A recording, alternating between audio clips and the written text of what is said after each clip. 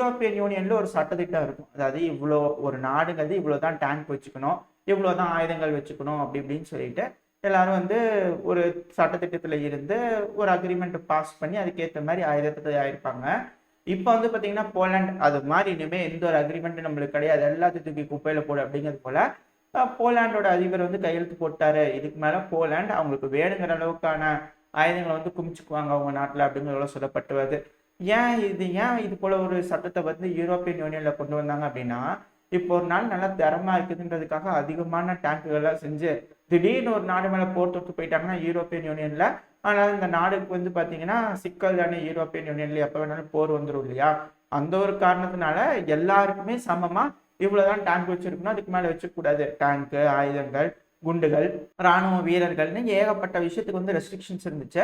இப்ப அதை எல்லாத்தையும் தூக்கி வீசிட்டு போலாண்ட் தன்னிச்சையா முடிவெடிக்க ஆரம்பிச்சிருக்காங்க. இதுக்கு என்னங்க யூரோப்பியன் யூனியன்லாம் எதுவும் கண்டனம் தெரிவிச்ச மாதிரி செய்தி வரலையே அப்படிங்கிறது போல இருக்கு.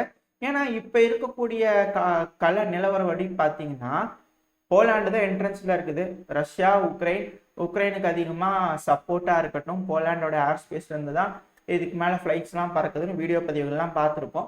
ஸோ F-16 வந்துச்சுன்னா போலாண்ட்ல இருந்து ஆப்ரேட் ஆக ஆரம்பிக்கும். அப்போ இது போல கண்டுபிடிச்சி பெலரூஸ்ல இருந்து தெரிஞ்சுக்கிட்டு சொல்லி கொடுத்து வீடியோ ப்ரூஃப் பண்ணி நாங்கள் உங்க மேல போர் தொடுக்கிறோன்னு வந்துட்டா போலாண்டு தயாராகுமா இல்லையா? அந்த ஒரு காரணத்தினால போலாண்டுல இருந்து வெளியே வந்துட்டாங்க அப்படிங்கிற சொல்லப்பட்டு வருது. எது எப்படியோ எல்லாரும் சொல்றது நம்ம கேட்டோன்னு சொல்றோம். இது உங்களோட விழிப்புணர்வு பர்பஸ்க்காக தான். போலாண்ட் அவங்களோட நலத்திட்டங்களுக்காக சில சட்டத்திலிருந்து வெளியே வராங்க. அது அதுக்கு நம்ம தான் முடிச்சு போட்டு பார்த்துக்கிறோம். இது போல பல செய்திகளை தான் இந்த பதிவுல நம்ம பார்க்க போறோம். அனைவருக்கும் வணக்கம். நான் உங்கள் செந்தில். இது உங்கள் செந்தில் டிஃபென்ஸ். பதிவுக்குள்ள போதுக்குன்னா நம்ம சேனலும் சப்ஸ்கிரைப் பண்ணலாம், மறக்காம சப்ஸ்கிரைப் பண்ணிட்டு கூடிய பக்கத்துல பெல் ஐக்கான்ல ஆல் ஆப்ஷன் சூஸ் பண்ணிக்கோங்க. அப்பதான் நம்ம எப்ப பதிவுகளை போட்டாலும் உங்களுக்கு இன்ஸ்டன்ட் நோட்டிபிகேஷன் வரும். அது கூடவே நம்ம சேனலும் அடுத்த வளர்ச்சி அடையும். எனக்கா இந்த உதவி செய்ய வேண்டிய நம்பிக்கையில பதிவுக்குள்ள போயிடலாம். இப்ப நடந்துட்டு இருக்கக்கூடிய ரஷ்யா உக்ரைன் பிரச்சனையில உக்ரைன் மட்டும் இப்ப ரஷ்யாவோட சமாதான பேச்சுவார்த்தைக்கு போய் நெகோசியேஷன் டேபிள் உட்காந்து பேசல அப்படின்னா ஒடசா பகுதி இழந்துருவாங்க. அப்படி இழந்துட்டாங்க அப்படின்னா உக்ரைன் ஒரு லேண்ட்லாக் நாடா மாறிடும், கடுங்கடலுக்கான ஆக்சஸே இல்லாமல் போயிடும். இதனால உக்ரைனுக்கு தான் மிகப்பெரிய பிரச்சனை அப்படிங்கிறது போல எலான் மஸ்க் அவர்கள் தரப்புல இருந்து ஒரு ஸ்டேட்மெண்ட் வந்துருக்குது.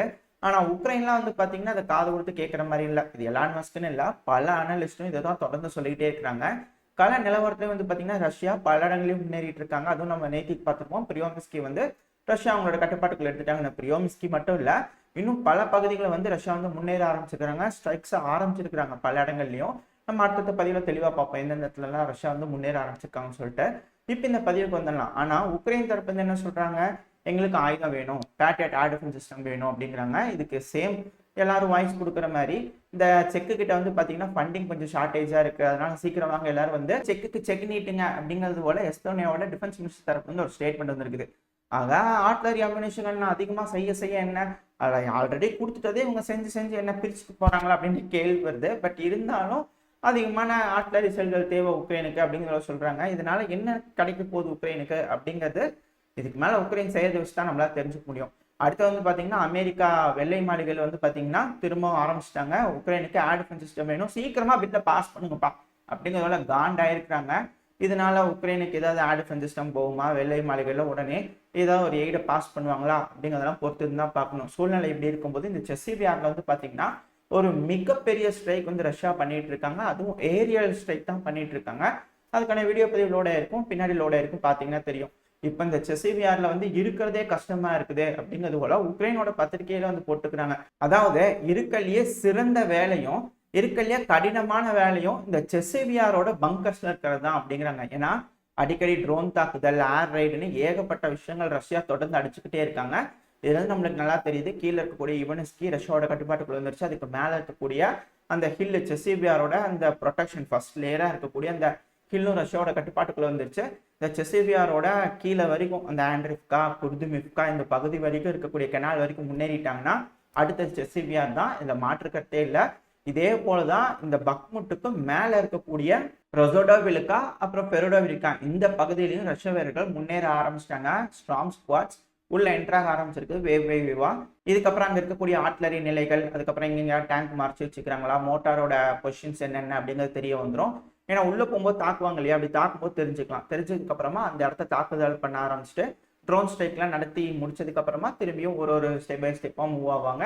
இப்படித்தான் ரஷ்ய வீரர்கள் ஒரு ஒரு பகுதியில் முன்னேறிட்டு இருக்காங்க. அடுத்து இது போல பகுதிகளில் ஸ்டார்ட் பண்ணிட்டாங்க அப்படிங்கிறது போல தகவல்லாம் வந்துட்டு இருக்கு. அப்புறம் யுஎன்னோட செக்யூரிட்டி கவுன்சில்ல ஒரு நாட்டு மேல வந்து பகிரங்கமான குற்றச்சாட்டு சொல்லி கேஸ் வந்து ஃபைல் பண்ணிக்கிறாங்க.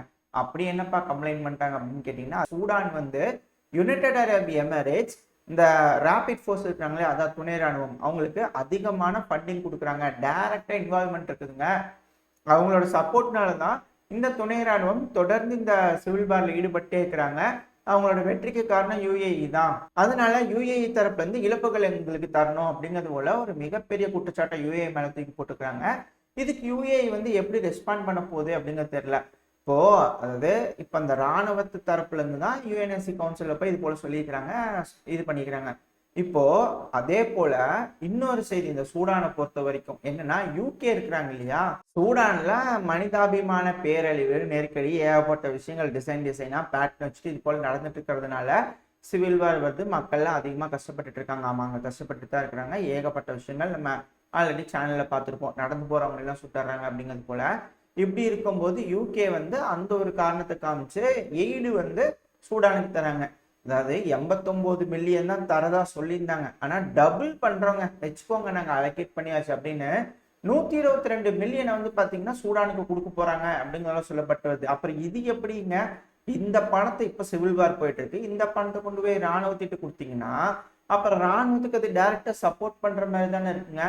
இதை வந்து துணை ராணுவம் போய் ஐநா சபையில உட்காந்துட்டு கேஸ் போட்டு யூகே வந்து டைரக்டா சப்போர்ட் பண்றாங்க, அதனால ரெப்பரேஷன் பே பண்ணு சொன்னாங்கன்னா எப்படி ஒத்துக்குவாங்களா அப்படிங்கிறது போல இருக்கு அப்படின்னு கேட்குறாங்க சில அனலிஸ்ட்லாம். அதை கேட்டு வந்து நான் அவங்ககிட்ட சொல்றேன், அவ்வளவுதான். ஏன்னா நம்மலாம் கேள்வி கேட்ட முடியுங்களா பாருங்க. அப்புறம் இந்த கேள்வி கேட்கறதுன்னு சொன்னோடனே எனக்கு ஒரு விஷயம் ஞாபகம் வந்து ஒரு 2-3 நாள் இருக்கும்னு நினைக்கிறேன்.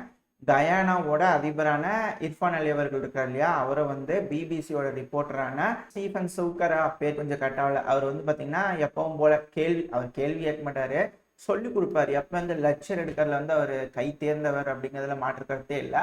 நிறைய பேர்த்துக்கு எடுத்துக்கிறாரு. இந்த ஆப்பிரிக்காலாம் வந்து பார்த்தீங்கன்னா நல்லா வகுந்துட்டு அனுப்பியிருக்காங்க அவங்களுக்கு. பட் அந்த வரிசையில் நம்ம ரிப்போர்ட்டர் பார்த்தோம் இல்லையா, இந்த ரஷ்யாவோட மீடியா ஜேர்னலிஸ்ட் பர்சன்லாம் சொல்லியிருந்தாங்களா பிபிசி ரிப்போர்ட்டருக்கு, இது போல இந்த பிபிசியா கட்டம் வச்சு அடிக்கிறாங்களா, கட்டம் கட்டி அடிக்கிறாங்க எல்லாரும், ஏன்னா காண்டு இருக்கும் எல்லாத்துக்கும். பட் இந்த இடத்துல இவர் வந்து எப்படி ரெஸ்பாண்ட் பண்ணிக்கிறேன்னா, இருப்பா நான் பேச முடிச்சாரு இரு.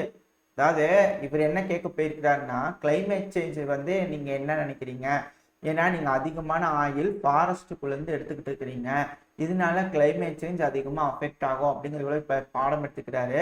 அதுக்கு அவர் என்ன சொல்லிக்கிறாருன்னா, எங்ககிட்ட ஃபாரஸ்ட் இருக்குது, உங்ககிட்ட எங்க இருக்குது ஃபாரஸ்ட், நாங்கள் ஃபாரஸ்ட் வச்சுக்கிறோம், அதுக்கு நீங்கள் என்ன எங்களுக்கு பே பண்ணுறீங்களா, இல்லை உங்களுக்கு எங்ககிட்ட இருக்கிற ஃபாரஸ்ட் டெஸ்ட்ராய் ஆகுதுன்னா அது நாங்கள் வந்து அந்த அளவுக்கு சேஃப்டியாக பார்த்து நாங்கள் ஆயில் எடுத்தாலும் எதையும் அழிச்செல்லாம் நாங்கள் எடுக்கிறது கிடையாது.